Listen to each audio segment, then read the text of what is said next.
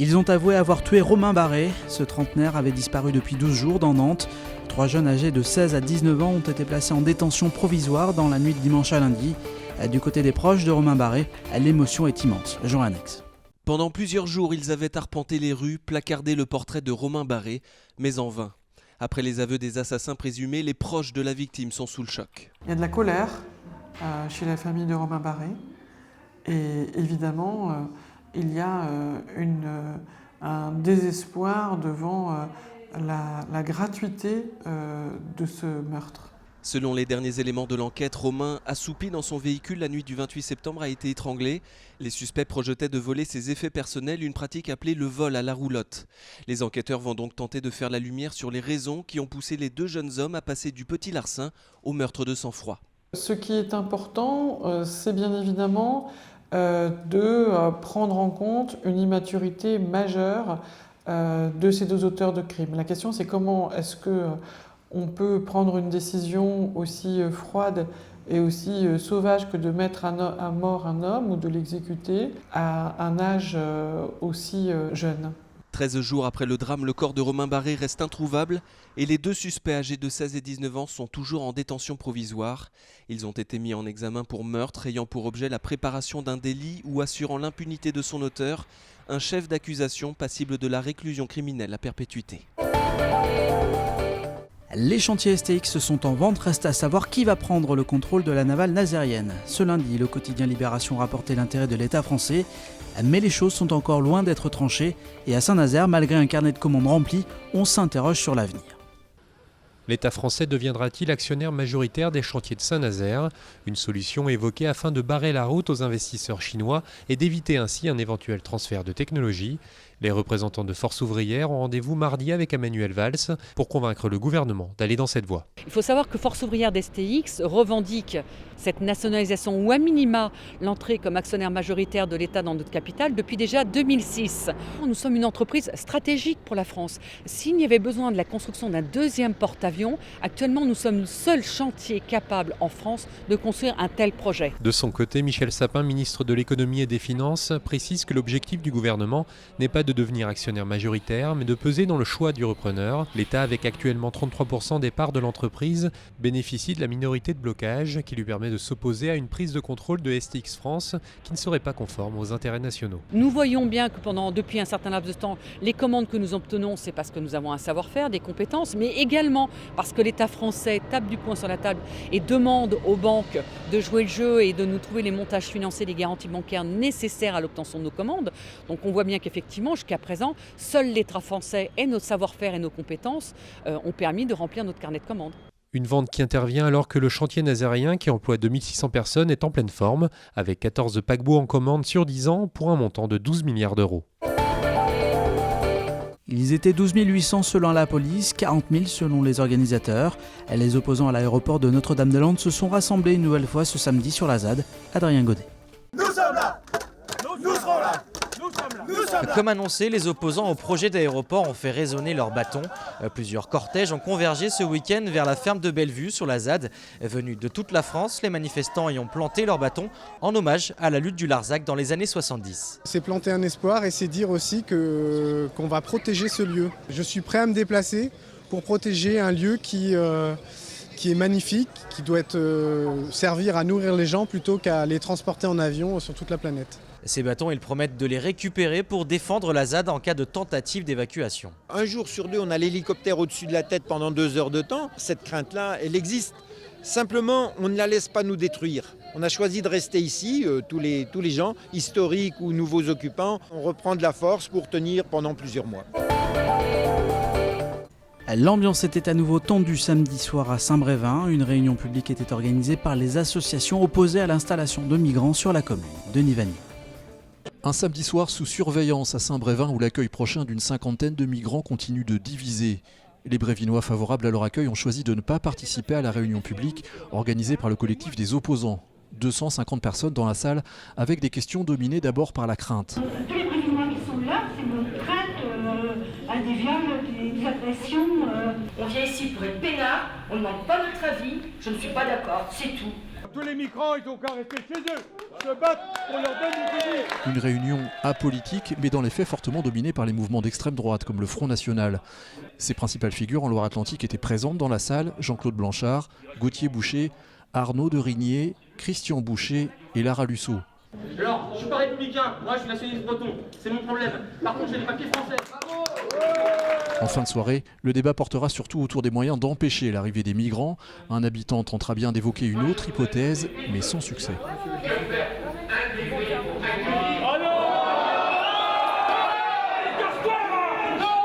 L'un des organisateurs se défend pourtant de tout sectarisme. Des associations favorables ont refusé l'invitation à venir. Nous, on a essayé de tenir le débat de la manière la plus démocratique possible, mais il y a beaucoup d'énervement. Une tension qui ne remet pas en cause, selon le préfet, l'accueil des migrants au CCAS de Saint-Brévin. Ils étaient plus de 8000 dimanche à prendre le départ des foulées du tram, une édition remportée par les tenants du titre. À quelques minutes du départ, Céline termine son échauffement. Mais ne vous y trompez pas, pour ces deuxièmes foulées du tram, la joggeuse ne fera pas attention au chrono. Il y a beaucoup de gens qui nous encouragent le long de la route, et puis il y a des musiciens, enfin l'ambiance est sympa. Et puis en plus on court pour Optique 2000 et du coup on court pour le Téléthon. Cette 38e édition a encore fait le plein. 8300 coureurs ont chaussé les baskets pour ce parcours entre Couëron et le cours Saint-Pierre à Nantes. Sur des courses comme ça, gratuites qui en plus, donc puis chacun vient là pour se faire plaisir, le truc, il n'y a pas de chrono, de truc ou autre, puisque c'est chaque fois un parcours différent. C'est d'être entre copains, copines, avec l'entreprise, c'est plus un état d'esprit relax qu'autre chose. Il faut dire aussi que la course à pied est à la mode avec près de 12 millions d'adeptes en France et chaque coureur a trouvé une bonne raison pour s'y mettre. Je cours plutôt en campagne, donc voilà, c'est la première fois que je cours en ville, donc c'est très plaisant et c'est très agréable pour un dimanche. La course aujourd'hui permet de libérer pas mal l'esprit, donc voilà. Et c'est une course contre soi-même, c'est ce qui est intéressant. Et je pense que ça a de beaux jours devant soi. Et pour l'anecdote, ce sont Reda El Arabi et Specios Kakobva qui se sont imposés comme en 2015. 5e victoire consécutive pour le HBC Nantes qui a dû batailler pour venir à bout des Portugais de Braga 35-33. Avec ce succès, le H occupe désormais la tête du groupe D de la Ligue des Champions. L'atelier du réemploi fêtait ses 10 ans ce week-end et pour l'occasion, la ressourcerie créée à Machecou a investi le Solilab à Nantes pour une grande braderie, à l'occasion également de rappeler le principe des ressourceries. Le principe, c'est de récupérer un maximum de choses qui sinon seraient jetées, seraient incinérées, détruites d'une façon ou d'une autre, et puis de leur donner une deuxième vie dans nos boutiques solidaires, et comme ça donner une deuxième vie à un maximum d'objets. Tout ce qui peut servir à l'équipement de la maison ou de la personne, on les réutilise, on le revend, et avec cette activité, on finance nos salaires, on finance une activité économique viable, et on fait la démonstration de la viabilité de l'économie sociale et solidaire. Sensibiliser les gens et leur faire prendre conscience de leur place en tant qu'acteurs, consommateurs. Plus de piétons victimes d'accidents impliquant les transports du réseau TAN, c'est ce qui ressort du bilan accidentologie publié par la CEMITAN, pour qui la sécurité est plus que jamais une priorité. L'année 2016, c'est une année qui sera certainement en relative stabilité globalement. Je pense qu'on aura à peu près le même nombre d'accidents qu'en 2014-2015.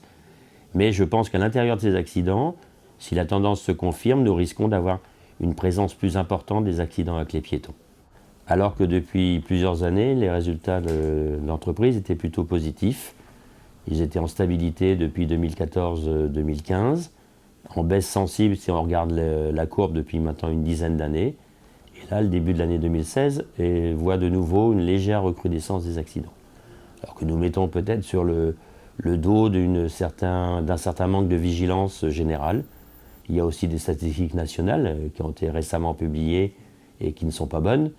Donc nous n'échappons certainement pas à un mouvement plus général de perte de vigilance, avec de nouveaux comportements qui sont liés par exemple au téléphone portable, qui sont liés aux écouteurs, toute une série de progrès techniques, entre guillemets, qui sont aujourd'hui très répandus et qui peuvent avoir des implications fortes sur les comportements à la fois des usagers de la route et puis notamment des piétons aussi. Alors les véhicules particuliers, ce qui se passe, c'est que nous constatons depuis de nombreuses années, mais c'est pas vrai qu'à Nantes, c'est pas vrai que sur les carrefours tramway, d'un non-respect de la signalisation lumineuse. Je rappelle que les 3/4 de nos accidents avec les voitures les 3 quarts de nos accidents avec les tramways, c'est avec des voitures. Et dans ces accidents, 40%, c'est un non-respect de la signalisation lumineuse. Or, ces feux R24 que souvent les Nantais incriminent, c'est des feux qui existent maintenant depuis plus de 20 ans, qui se généralisent dans beaucoup de villes de France et qui doivent être respectés. Nous, les campagnes, c'est toujours le feu rouge, c'est un arrêt absolu. D'ailleurs, nous avons fait des campagnes aussi à l'extérieur de l'agglomération. Quand vous entrez dans l'agglomération nantaise, on rappelle qu'il y a cette signalisation spécifique.